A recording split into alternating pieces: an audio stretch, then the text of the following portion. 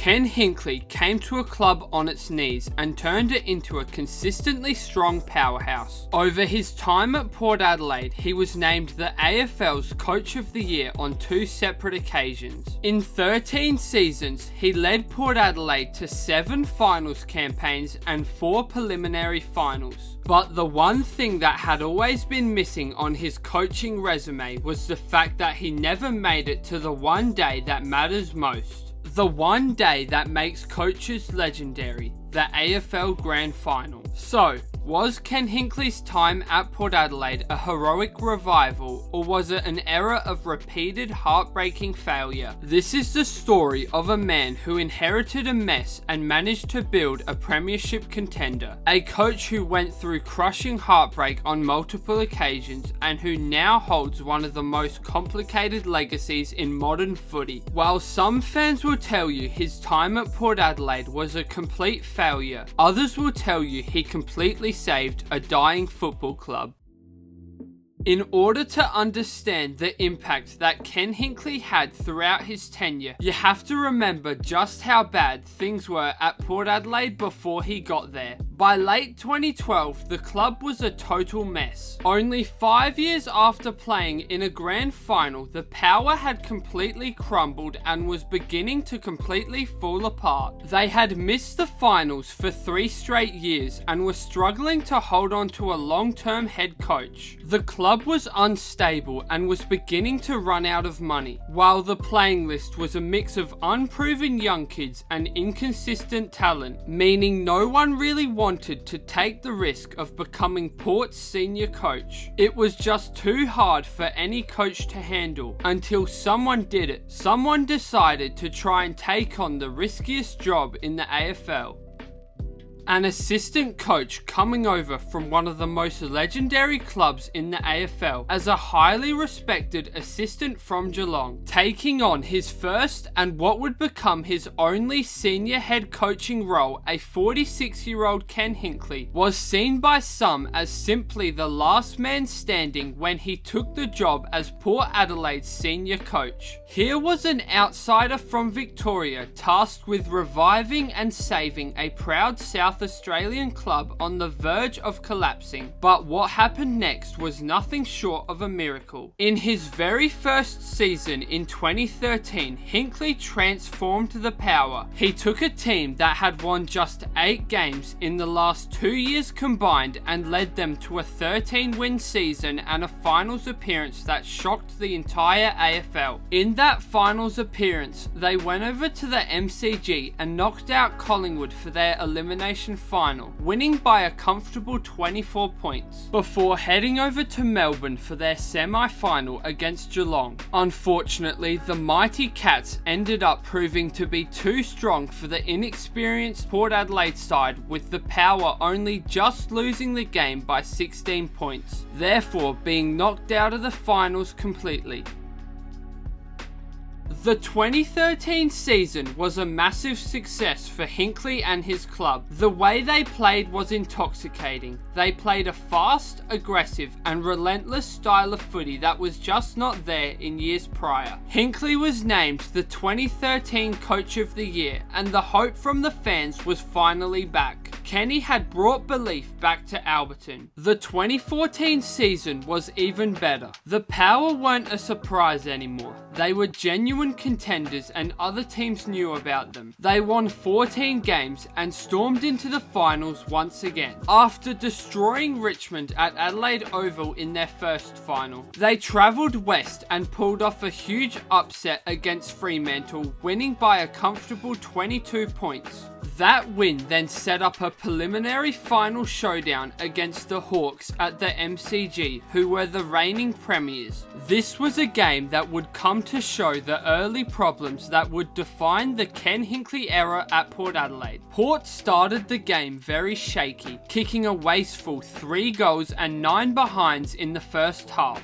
But true to Hinkley's never ever give up mentality that he instills on his players, after halftime they launched a furious comeback. They kicked 4 straight goals to get within 3 points in the dying minutes. But the siren sounded with the ball in Hawthorn's forward 50. The game was over, and so was Port's comeback story. It was a heartbreaking end to an incredible season. While the loss hurt, the message was clear. Ken Hinkley had made Port Adelaide a destination club once again. But the cracks that would define Ken Hinkley were beginning to show. Without that wasteful first half, if they had just kicked a couple more goals in the first half, the comeback would have been much easier to pull off. And who knows what they would have been able to do in the grand final if they were able to make it. But nonetheless, that terrible first half meant that they couldn't mount the comeback to send them to the finals. After the growing progression during the 2013 and 14 seasons, a premiership within the next couple years felt inevitable. But the path to premiership glory is never a straight line. The next 5 years turned into a period of frustration and inconsistency, a period of time where Port were always good enough to make it to the beginning of September, but never the end. In 2015, the Power took a significant step back. Despite acquiring ruckman Paddy Ryder from Essendon, the team's consistency fell off a cliff.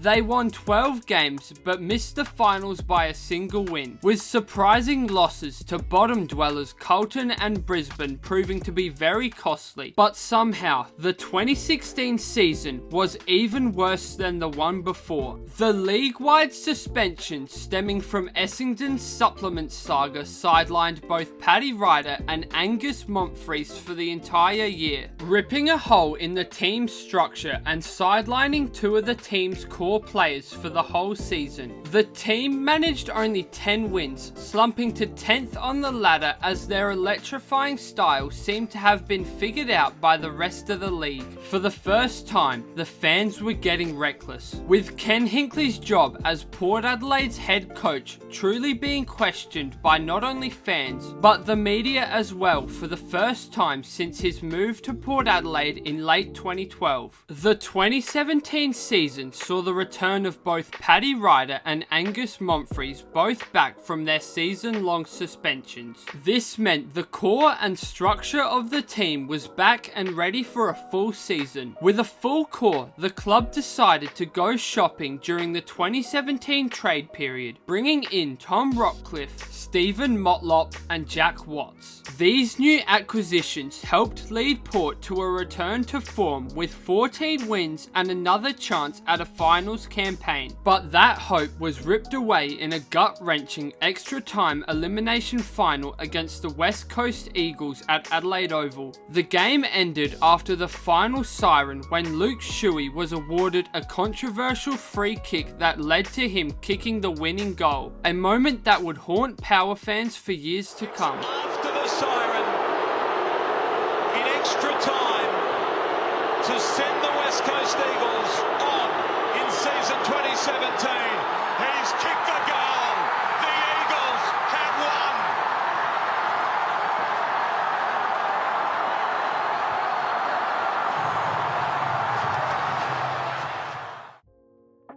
"2018 brought another disappointing season for Ken Hinkley and his squad. After sitting 11-4 at round 15, while looking like a top 4 contender, the Power fully collapsed to close out the year, losing 6 of their last 7 games to miss the finals altogether. Fans were shocked and downright furious, with fans questioning Ken's ability to hold the group together during the home stretch of the season. But despite all the disappointment around the club over the past couple years, the 2018 trade period brought in some much needed young talent, especially the talent coming over from the draft picks acquired from the Chad Wingard trade that saw Port Adelaide say goodbye to their All-Australian star forward in exchange for young defender Ryan Burton, picks 15 and 35 in the 2018 draft and a future 2019 4th round pick. They then traded with Fremantle and Brisbane to acquire pick 5, which would become Connor Rozee, and then acquired pick 12 from the Saints, which would become Zach Butters. So to put it simply, out of the Chad Wingard trade, Port were able to acquire young stars Zach Butters, Connor Rozee and Xavier Dersmer, all from a single trade and a single draft class. By the beginning of the 2019 season, there were a lot of new faces around the club. With their superstar forward now over in Victoria, there was a new generation of footballers in the Alberton locker room. And with a new generation on the horizon, you would think the old habits of the previous group would fade away. But despite the immediate impact of Connor Rozee and Zach Butters, who were clearly a dynamic duo from the start, the frustrating finals pattern still continued. The club's saviour from 2013 was now a coach under siege, with angry fans and media personnel both doubting if he's a coach that actually has the ability to take a side all the way through September. Everyone around the AFL knew that he had the ability to take your team to the finals at a consistent rate, but ultimately that's not what the ultimate goal is. Every coach's ultimate goal is to lift that cup on the final day of September, and Port fans were beginning to lose their minds over the false hope that Ken Hinkley would bring every time the team entered the finals. You would make it to September, but never to the last game of the season, never to a chance at the Premiership Cup. Just when it seemed the Premiership window had closed and Ken Hinkley's time at Port Adelaide may have been coming to an end, Hinkley managed to engineer a stunning resurgence. In the COVID-shortened 2020 season, Port were back at their best. They finished top of the ladder with a dominant 14-3 record during the shortened season, earning Hinkley his second Coach of the Year award. But the regular season doesn't mean anything in the world of AFL. It all comes down to what you do in the finals, and it looked like Ken and his boys were more ready than ever to make it to that final game of the season.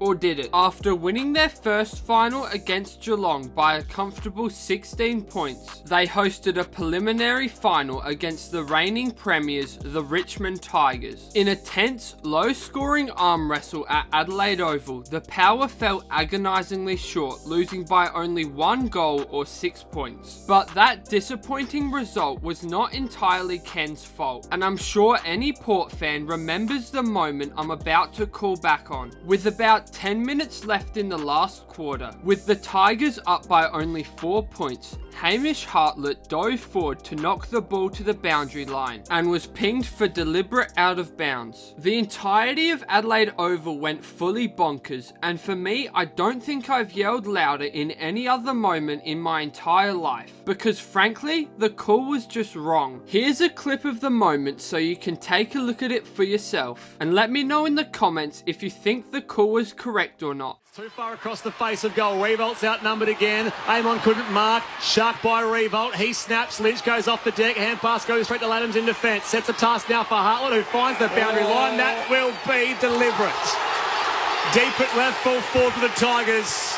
Already just a 4-point lead, but Lambert with his second from deep in the left forward pocket. That moment still makes me mad. But anyway, Kane Corns later argued that there was no way to tell if it was deliberate or not, given that Tom Rockcliffe was right there as a handball option. What didn't make it any better was the fact that in result of that call was a snapped goal from Kane Lambert, which put Richmond 10 points ahead with less than 10 minutes to go. A crucial last goal in a low-scoring game that gave Richmond that 1-goal buffer that they needed to be able to get over the line by only 6 points. One controversial call during arguably Ken and the Power's best chance at a grand final appearance. We will truly never know if that call actually changed the trajectory of the game, but as a Port supporter myself, I am still annoyed with that call to this day and always will be. During the 2021 season, the Power were just as dominant, finishing the home and away season with 17 wins, and once again earning themselves a spot in the finals. After comfortably beating Geelong in their first final by 43 points, they earned themselves a home preliminary final, this time against the Western Bulldogs. What was supposed to be the crowning moment at a packed Adelaide Oval turned into an absolute nightmare. The Bulldogs came out of the gate gates and ambushed the Power, piling on 7-1 goals in the first quarter and effectively ending the game by the first break. The final margin was a staggering 71 points. It was a humiliating defeat that led to accusations of choking and raised serious questions about the coach's and team's ability to perform on the biggest stage. After a disastrous 0-5 start to the 2022 season, which is the worst start in the club's AFL history, which also meant that Port were unable to make the finals with a record of 10 wins and 12 losses, putting more pressure on Hinkley as people began to question his coaching abilities not only on the biggest stage but during the regular season as well. Despite this, the board controversially re-signed him until the end of 2025. A decision that split the fan base coming into the 2023 season. Half the fan base was ready to move on after what was basically a decade of finals disappointment, while the other half of the fan base knew that, while Ken may not be getting them to the promised land, he was far from a bad coach. After all, he's not a Brad Scott. This was also the year that Port Adelaide legend Robbie Gray retired, playing 271 games and kicking 367 goals, all for the one club.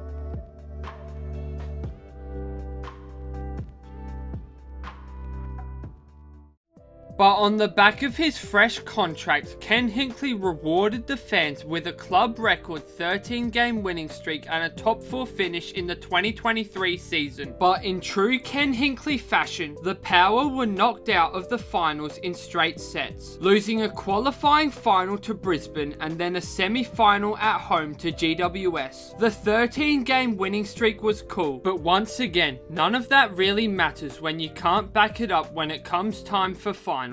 Then in 2024, they clawed their way to yet another preliminary final, for Hinkley's 4th as Port Adelaide's senior coach, this time against the Sydney Swans. And yes, for the 4th time, they lost. It almost felt like a broken record for Port fans at this point. The record was written something like, have a really good season with a top 4 finish, have everyone talk about this possibly being quote unquote the year. Once finals start, only one of two things happen. Either lose in straight sets or make it to a prelim and either get really close and lose within 10 points or lose the prelim in an embarrassing way. The season always goes one of those ways, nothing else. Ken Hinkley's record had already been scratched, and it didn't seem like a new record would be coming out anytime soon. 4 chances, 4 losses, 4 preliminary finals, and no grand final appearances. Thank you everyone for coming today. As we announced earlier, our senior coach Ken Hinkley has advised the club